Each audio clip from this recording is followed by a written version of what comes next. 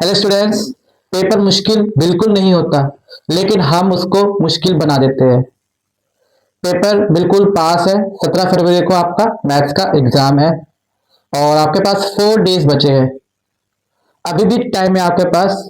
Panic होने वाली बात बिल्कुल नहीं है, क्योंकि आज मैं आपको एक मेथड बताने वाला हूँ, एक ऐसा अप्रोच जो हर टॉपर यूज करता है कि मैथ्स में अभी भी आप 70+ स्कोर कर सकते हैं यदि आपने इन 4 डेज में आपने इनको अप्लाई किया। तो मैं इस वीडियो में बताना चाहता हूं कि हम 80 में से 70+ मार्क्स कैसे गेन करें। तो व्हाइट बोर्ड में आपको क्लियरली मेंशन है, आपको इस पे फोकस करना है section wise. Section A, section B, section C और केस स्टडी। अभी के टाइम आपको नया पढ़ने की बिल्कुल भी जरूरत नहीं है। जितने भी प्रीवियस ईयर क्वेश्चंस है उनको आप प्रैक्टिस से प्रैक्टिस करो और अपना टाइमर लगाओ और देखो कि आप कितने मिनट में या कितने आवर्स में आप पेपर सॉल्व कर रहे हो।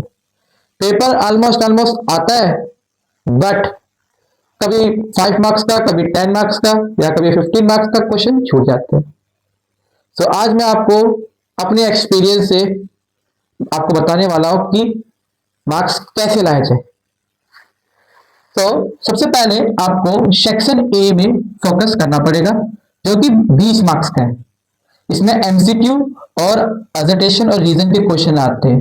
यदि आपने अजर्टेशन रीजन में मान लो आपको नहीं आया, फिर भी आपके पास 18 क्वेश्चन है, कम से कम इसमें आप 14 से 15 क्वेश्चन सही करने की ट्राई करो और जितना जल्दी हो सके सेक्शन ए को फिनिश करने की कोशिश करो। ओके, क्योंकि ज्यादा समय इनमें लगाओगे तो आप स्किप करना पड़ेगा, मतलब पेपर छूट सकता है। तो सेक्शन बी में 10 मार्क्स का है और सेक्शन सी 18 मार्क्स का है। मैंने अपने इस चैनल पे ऑलरेडी 20 मार्क्स का, 10 मार्क्स का, 18 मार्क्स का एंड केस स्टडी के क्वेश्चंस प्रोवाइड कराए हैं, खुद मैंने सोल्व करे हैं। ओके, और सही प्रेजेंटेशन से, क्योंकि एग्जामिनर स्टेप्स देखता है, प्रेजेंटेशन देखता है कि स्टूडेंट्स किस तरह से इसका आंसर लिख रहे हैं, और हर प्रेजेंटेशन में भी उनको मार्क्स मिलते ही मिलते हैं। मैंने खुद अपने पेपर में सही प्रेजेंटेशन के साथ बिल्कुल क्लीन तरीके से पेपर सॉल्व किया, क्योंकि मैंने बहुत प्रैक्टिस करी थी। हमारे टाइम यानी कि 2011 के टाइम कोई इतना सोर्स नहीं था। एमबीडी या दीपक की गाइड्स होती थी, सैंपल पेपर्स होते थे उस टाइम पे, तो हम उसको खुद सोल्व करते थे। तो हमने बहुत स्कोर किया है, प्रैक्टिस की हमने बहुत सारी। तो प्रैक्टिस से आपकी स्पीड बनेगी, टाइमर लगा के भी किया। ओके, तो डरने वाली कोई बात नहीं है, मैथ्स हार्ड नहीं होता, इसमें आपको प्रैक्टिस चाहिए। तो पहला पॉइंट, कुछ नया नहीं पढ़ना है।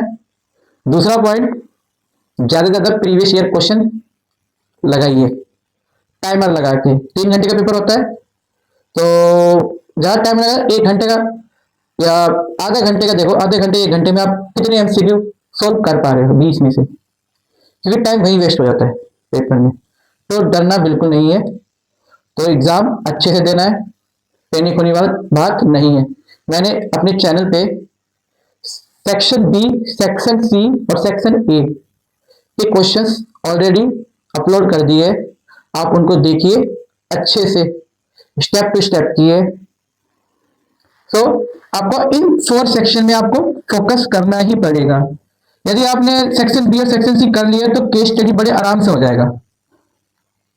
बस आपको लाइक इंग्लिश की तरह पैसेज होता है ना, सेम वैसे ही करना है। रीडिंग करके आपको कॉन्सेप्ट क्लियर करना है कि इस क्वेश्चन में क्या पूछा गया है। तो आप इनको कर लोगे तो आपके कुल 60 मार्क्स तो यहीं पे आ जाएंगे। 55 से 55 मार्क्स तक तो आराम से आ जाएंगे यदि प्रैक्टिस करोगे अच्छे से।